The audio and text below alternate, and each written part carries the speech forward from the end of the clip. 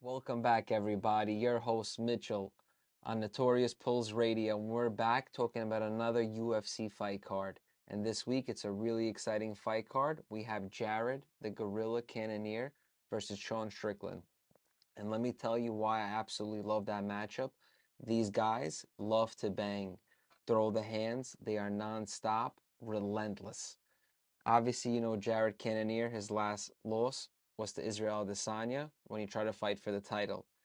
He's been on a nice little tear. He went through Derek Brunson. He went through Gastelum. He's obviously lost to Whitaker, and has a win against Jack Hermanson. His opponent, Sean Strickland, as you all know, his last fight, he lost to the UFC champ currently, Alex Pereira. He lost by knockout, but the one thing I love about Sean Strickland, he keeps it real. He was even telling everybody that last week when Edmund Shabazian had the win, he said that he sparred with him and he made him into a man, and that Edmund Shabazian should actually be calling him out and thanking him for prepping him for that fight. Sean Strickland, if you understand, he's an absolute dog. The last fight that he lost, before that, he's been on a 6-fight win streak. He's been on an absolute tear in the UFC. He loves to trade. He is not afraid to stand in the pocket and go back and forth. And between these two middleweights, I see somebody getting finished. But for the night, NPR, we're going to have to rock with Sean Strickland. He's at a minus 115. We have Cannonier at a minus 105. And I just love the energy that Sean Strickland brings to the octagon. They're fighting on December 17th at the Apex UFC Fight Night. It's starting at 7 p.m.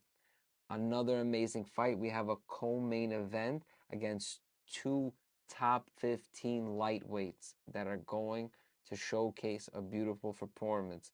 You obviously have Arman Tsarukyan, and I am so big on this guy. He is an absolute savage. He is a huge lightweight with incredible power. I've said this before. His first fight into the UFC was against the champion Islam Makhachev in Russia. That was his first fight that he's ever had in the UFC. He's obviously been on a fight win streak after that, and he lost his last fight by decision to Gamrot, which obviously just lost to Beneil Dariush. So the division is ready. His opponent is an Uzbeki killer who's number 12 ranked, 24-1, Damir Ismagulov. Plov eating Ismagulov is on a 5-fight win streak. He has wins against Guram, Rafael Alves, Joel Alves, Thiago Moises, and Alex Gorgies. He's a lovely striker, and he's an overall very powerful fighter. He's obviously amassed a very good record, and he's right now trying to crack into the top 10 of the UFC. Obviously, the UFC's lightweight division is stacked with absolute killers. Like, even getting to the top 5 is crazy. Arman, ranked number 9, is really like holding the gate in the top 10. So, like, no one's really going to go from top 15 to the top 10. You have to face a guy like Tsarukian, especially he's on a loss. He really needs this win. He needs to put in work against Demir. NPR,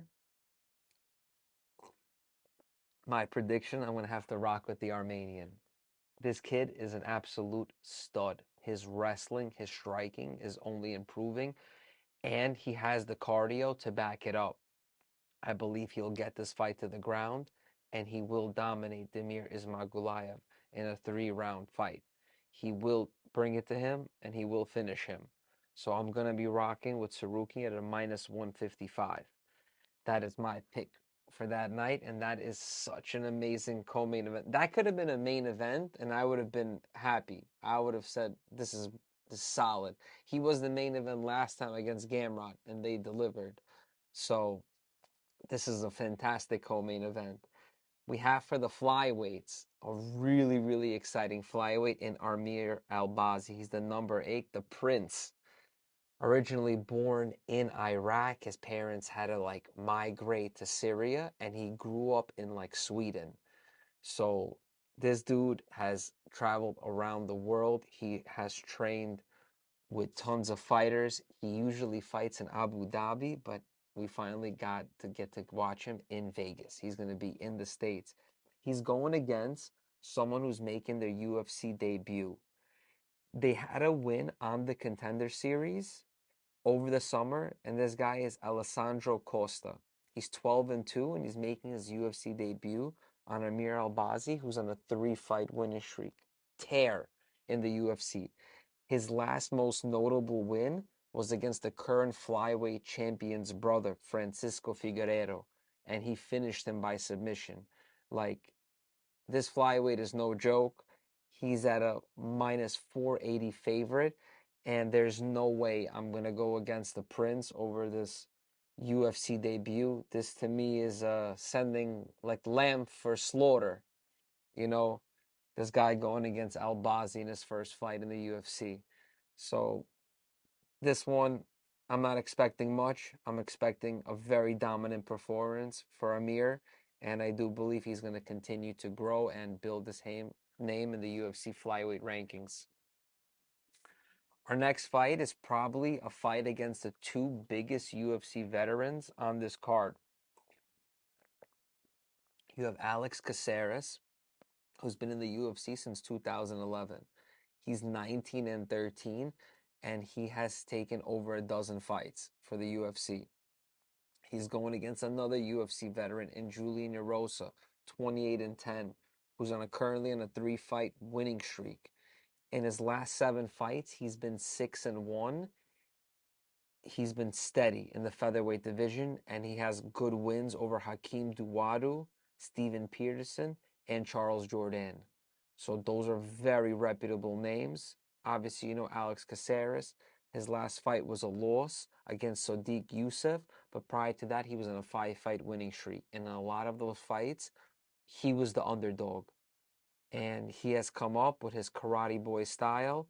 But once again, we have Alex Caceres, who is the underdog to Julian Erosa. So Caceres is the plus 160, and Erosa is the minus 190 favorite. But my prediction, honestly, for this fight, I kind of have Caceres taking this. Like, I've this underdog chip on his shoulder, I do believe, and his just like very unique style. It kind of like it's weird. It's hard to prepare for him, and he has a very good ground game. He can submit you if he grabs your back. He's very long and lanky. It's a good chance that he'll finish Julian Erosa if this fight ever lands to the ground and he's able to get one of his limbs. Julian Erosa, I do like his style. He's a very good striker, but I think styles make fights, and I'm going to rock with Alex Caceres, and that's going to be my final thought on that one. Our next one is also another exciting fight in the lightweight division. We got Drew Dober from Denver going against this guy's he's just a maniac. This is Bobby Green. Like if you watch UFC, like this guy is just absolutely insane. He's very emotional. He always like brings crazy energy into the octagon. So it's a really fun matchup in my view. Drew Dober, 25-11, has fought everyone in the UFC lightweight rankings. He's fought Makhachev, Brad Riddell. He has wins over McKinney, Alves. The list goes on. He's seen all the most lethal looks in the lightweight division. And he's going against Bobby Green, who also fought Islam, has a win over Nasrat, has a win over Ali Quinta, but has also fought Rafael Faizev, Thiago Moises, which is also an insane UFC veteran at a 29-13 record. So for these guys, this is not about maintaining their record. These guys want to come out and put on a show for the fans, and I think this is going to be super exciting. Drew Dober he has a very powerful frame. He's a massive, massive lightweight. I feel like just Bobby's just going to be dominated by Dober. Dober's style he's a very hard puncher. When he lands, he has the power to take anybody out in the division. He's a very powerful puncher, and I do believe that Bobby's gonna have to be really, really slick and have to get himself out of a lot of tricky positions and catch Drew Dober slipping for him to come up with the win. I don't believe it's gonna be an upset, and I'm rocking with Drew Dober at a minus 160. We got Bobby Green at a plus 124. It's going to be a very fan-friendly fight and definitely something to keep an eye on. For the opening fight in this UFC event, we have Cody Brundage versus Michael Oleksiejczuk. Guys from Poland, I did my best on that pronunciation. Cody Brundage, middleweight division, is going against. He has a win over Tresean Gore. Beautiful win. He also beat Dalcha Lungumbuya, but he lost to the guy who just the UFC cut. He lost to Nick Maximov, who was supposedly a big prospect, but they completely shut that down.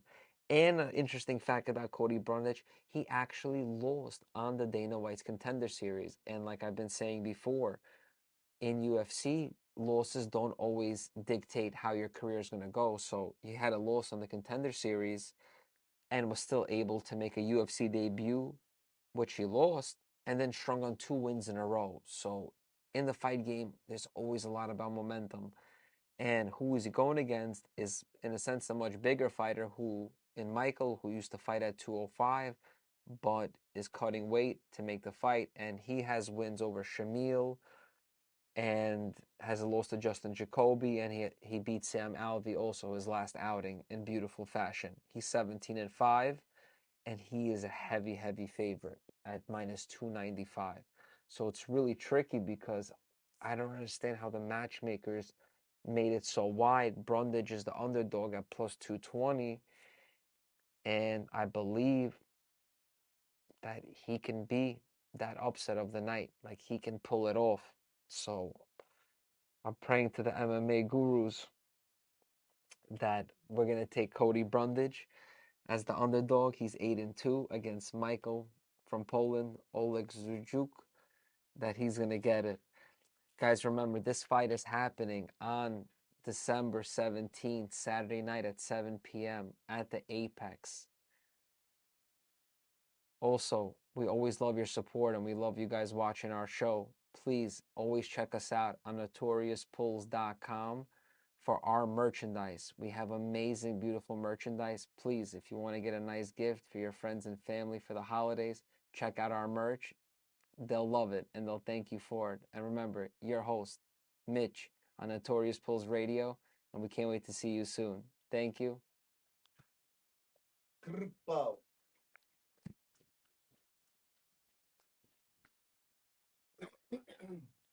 How long was that one?